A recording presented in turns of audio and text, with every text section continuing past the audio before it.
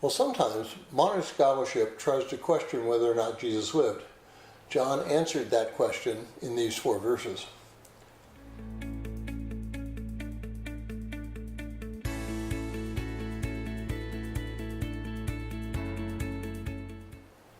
If you're joining us in reading this 60-day reading plan, today's reading is 1 John 1 through 4, and I encourage you to read that passage.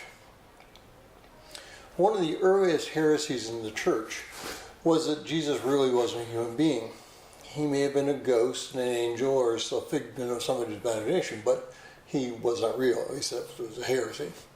John answered those people in the first 4 verses of this letter, as well as in the first 2 verses of the Gospel of John. What does it matter if the Gospels tell us about Jesus and whether it's true or not? Even if they are true, can't we just take the principles and sayings that are there and apply them to our lives so that we live as better people? Well, those 2 questions are a fallacy in modern theology. John is very clear about who Jesus is and what they as the disciples saw while he was on earth. Just read those 4 verses. 3 times John says that they saw Christ. Twice he says that they heard him. He says that they have looked on him, which really means that they gazed upon him.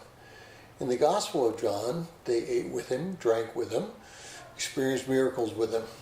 John and the other disciples fellowshiped with Christ. Well, all of these actions and interactions are meant to show that Jesus was fully human as well as fully God.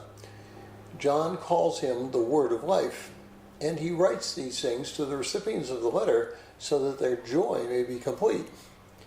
Jesus is fully God and fully man. Jesus existed and exists. We can have fellowship with him on a real-time basis. John is not pulling any punches. However, the fact that we can interact with Christ in real time leaves us with an incredible responsibility. If we can interact with him, then we must interact with him. To do anything less would be to deny him. Now, it's very easy in our modern world to get caught up with the world as it is, and we forget to interact with Christ.